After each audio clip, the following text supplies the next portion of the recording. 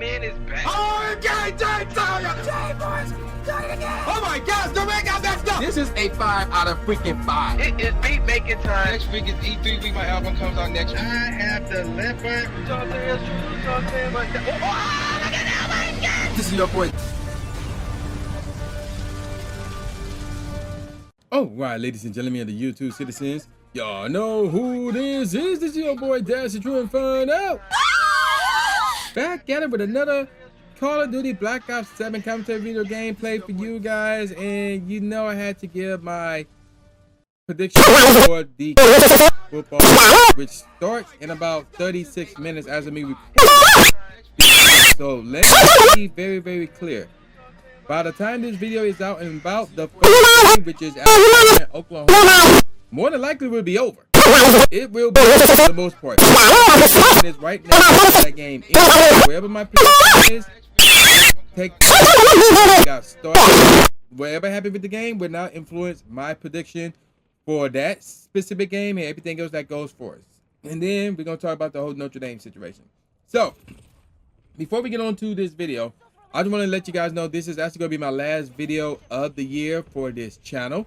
I have already made a similar announcement on my last Pokemon Go YouTube video, where that one was my last video of the year. I'm not also releasing any videos for the Credit Card Guru channel. So in case you don't know, I do have another YouTube channel, True Inferno, the Credit Card Guru. I'm not making any videos for that for the remainder of the year.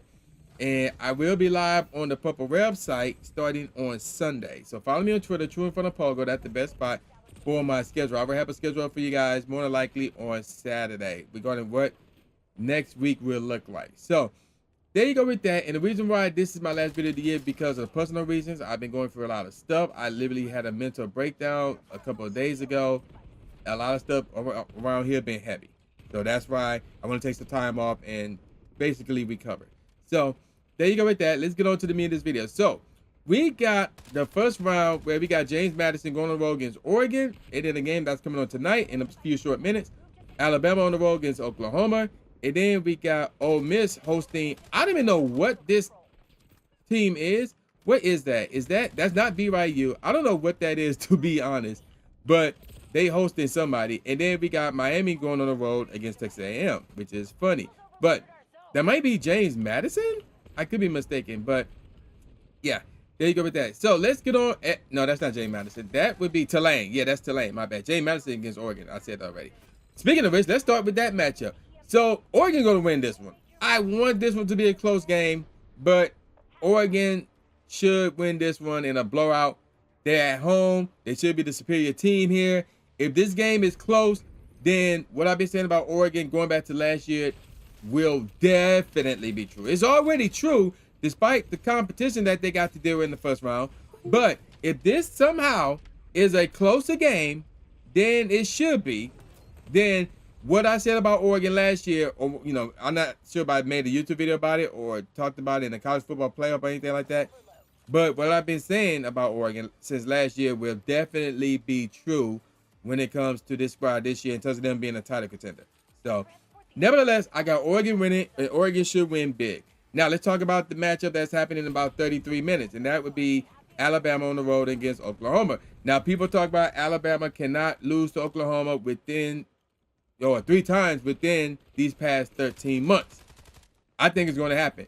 I don't think Alabama is as good as people think they are, and Oklahoma is at home, so I like Oklahoma to win this game. So there you go with that. And then we got the Tulane Ole Miss game. Not Tulane, but Ole Miss should win this one. This should be an easy one for Ole Miss as well. And then we got the 7-10 matchup. I think it'll be a little bit closer, but Texas A&M being the whole team should break out and win this one as well. So I don't like the notion of picking home teams when it comes to playoffs, but I don't see any reason to pick against them this time around. Now let's move on to the quarterfinals. So it's going to be Texas Tech against Oregon. I think Texas Tech is going to win that game. Next up is Oklahoma against Indiana. That's going to be a close one, but I like Indiana to win that one. And then we got Ole Miss against Georgia. And believe it or not, I got Ole Miss winning that one. I don't know why, but I have a feeling that Ole Miss is actually going to get over that hump to a degree and knock off Georgia when it matters the most. And then we got Texas A&M against Ohio State. I want it to be Texas A&M, but I can't. I got to go with Ohio State there. which brings us to Texas Tech and Indiana. I'm going with Indiana. I think their defense is real, so I'm going with Indiana to go to the national championship game where they will take on, and I hate it. I hate it. I hate it. As a Michigan fan, as somebody who do not like to pick the top 2 seeds, who like to mix things up, who like to switch things up, I'm not seeing enough evidence here for me to follow suit. I'm going with Ohio State, unfortunately. Which brings us to the number 1, number 2 matchup, a rematch of the Big Ten Conference Championship game, Indiana against Ohio State. And I can't, I can't follow suit of switching things up. Oh, heck no, I'm not doing this here. Indiana going to win the whole thing. I got Indiana winning the whole thing. The bottom line is this. The national championship will remain in the Big Ten for the 3rd straight year in a row. But this time, it's going to be due to Indiana. Not crappy Ohio State, not Oregon, Indiana. So there you go with that. Now, let's get on to the other bit of news I want to talk about, and that is Notre Dame. Notre Dame was left out of the college football playoff. So, should have they been left out? And the answer is yes. Because the other team you were competing with to try to get in was the team that you lost to near the beginning of the year, and that would be Miami. Head-to-head have to count at some point. So even though that was early in the game and people want to say, well, Notre Dame changed since then, I'm like, did they really? Because they did win 10 straight, but who did they beat? They really didn't beat anybody. So it's like, had they really changed? Basically what I'm saying is this. If Notre Dame and Miami were to play right here, right now, I still would say Miami would win that game. That's where I'm at with it. But what ended up happening is Notre Dame became bitchy and started complaining because of what happened here. Let me read you this Bleacher Report. And here's the article. Notre Dame AD, AC Commissioner reportedly met at the 2025 College Football Playoff Bracket snub. So, what happened? Let's get to the article. There was plenty of tension in the relationship between Notre Dame and the ACC after the Fighting Irish were left out of the College Football Playoff. But the two sides reportedly had held a quote-unquote productive meeting Thursday. Ross Dellinger of Yahoo Sports reported Notre Dame athletic director Pete, we're going to call him Pete, I'm not going to try to pronounce his last name, and ACC Commissioner Jim Phillips met in New York City for multiple hours to discuss, and I'm quoting here, a range of issues, end quote, during a get-together that were described as, quote, highly positive, unquote, for a continuing relationship. So here's what Ross Dellinger said on Twitter. So he retweeted his original tweet. His original tweet said, of note in light of the very public situation around the college football playoff selections, Notre Dame ADP and ACC Commissioner Jim Phillips met in NYC on Thursday. So basically, we talked about that already. And to be clear, both sides described this meeting as highly positive. Okay, so we basically read that. Let's move on. Such a meeting is notable because Pete did not exactly hold back on his comments shortly after the college football playoff snub. During an appearance on the Dan Patrick Show earlier this month, December, he said the ACC did permanent damage, that's a quote there, to the relationship and added, and here's a quote, we were mystified by the actions of the conference to attack their biggest business partner in football and a member conference in 24 sports, end quote. So, and of course, there was a tweet for the Dan Patrick Show, and they got the clip right there, so there you go with that. Now, moving over to the article. The ACC constantly pushed for Miami's inclusion as an at-large team into the field, with Phillips making a definitively public statement where he said, basically, the stock are rising, emote for the Canes football, and he said, your move, college football playoff, at college football playoffs. And then there's another tweet from the ACC where it says, Miami is a college football playoff top 10 team, period. When you look at the metrics, the results, the eye test, all the things that are really important, Miami is absolutely a top 10 college football team. Commissioner Phillips on why Canes football is undoubtedly a college football worthy team. Moving on with the article, however, the final at-large spot ended up coming down to a battle between Notre Dame and Miami. While the Fighting Irish were ahead of the Hurricanes with every updated set of college football rankings throughout the season for some stupid reason, Miami jumped them in the final one that determined the actual 12-team field. With BYU's fall after its loss to Texas Tech in the Big 12 title game, which some people are saying BYU should have got that spot, Notre Dame and Miami were next to each other in the rankings. It seemed like the committee gave more weight to the Hurricanes' head-to-head win given that situation and rewarded them with the final spot. After Pete's comment about the permanent damage, Phillips released his own statement that called Notre Dame an incredibly valued member of the ACC. Here's what he said. The University of Notre Dame is an incredibly valued member of the ACC, and there is tremendous respect and appreciation for the entire institution. With that said, when it comes to football, we have a responsibility to support and advocate for all 17 of our football playing member institutions, and I stand behind our conference efforts to do just that leading up to the College Football Player Committee selections on Sunday. At no time was it suggested by the ACC that Notre Dame was not a worthy candidate for inclusion in the field, which was true based on everything I have read. We are thrilled for the University of Miami while also understanding and appreciating the significant disappointment of the Notre Dame players, coaches, and programs. Now let's move over to the article. While the Fighting Irish are not in the ACC for football, they have a scheduling relationship with the conference. They are also in the league for other sports that clearly took issue with the ACC pushing for Miami. It should be noted the Hurricanes are a full-time member in football. What's more, the ACC didn't criticize Notre Dame as much as it's backed Miami as its full-time member in the sport. It seems like both sides are making amends at this point for a relationship that will likely continue despite some tension around this season's college football playoff. So basically, here's my thoughts on this. Notre Dame, and then before we get to that, here's another thing. Notre Dame is not playing in any bowl games.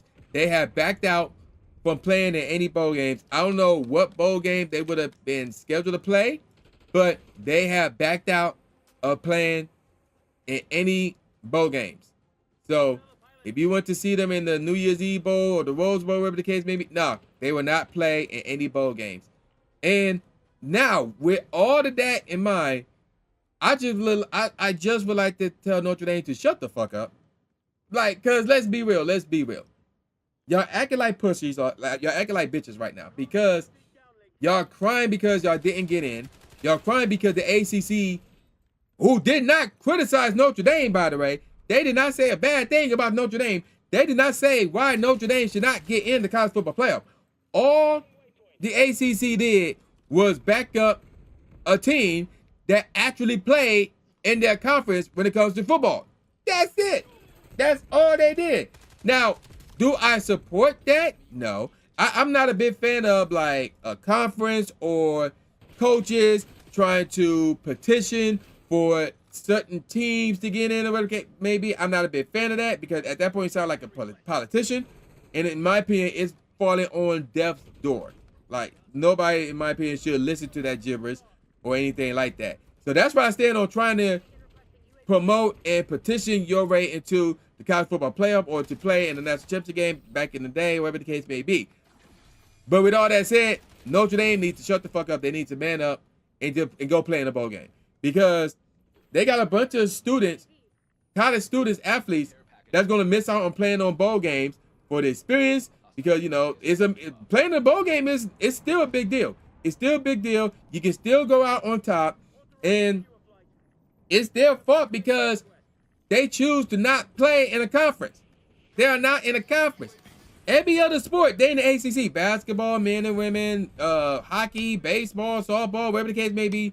Yeah, they in the ACC, but when it comes to football, nah, they independent. They are not in any conference. So you chose this route, and just because you're Notre Dame, you thought you're high and mighty, and you thought you could get an easy pass into the college football playoffs. And it's like, no, Notre Dame ain't what it used to be anymore. And Notre Dame is borderline garbage. It really, really is, to be honest. In comparison to the Ohio States, the Michigans, the Alabamas, the Oklahomas, the Texas, like Notre Dame is borderline garbage. So even though they were in the national championship game last year, but they got blown out basically. They're borderline garbage. And what they need to do, go play in the bowl game, shut the fuck up, except that y'all did not get into the college football playoff because, quite frankly, you did not beat Miami. You did not beat Miami. If they would have beaten Miami, they wouldn't have gotten in. And I wouldn't have had no problem if they would have gotten in if they would have beaten Miami. But guess what? They lost to Miami. And from where I'm sitting, even though they won 10 straight, they basically didn't beat any quality teams for the most part. And it was not enough to say, oh, this is a different Notre Dame squad. This Notre Dame squad would beat the current Miami squad. No, I don't see anything for Notre Dame that says that. So the fact of the matter is this: Notre Dame did not deserve to get into the college football playoff. I'm still trying to consider BYU getting in as opposed to Miami. But at the end of the day, Notre Dame did not get in.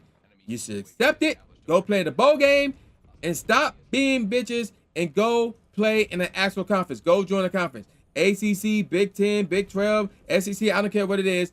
Go join a conference. And that's my thoughts on that, and I'm going to call it a wrap.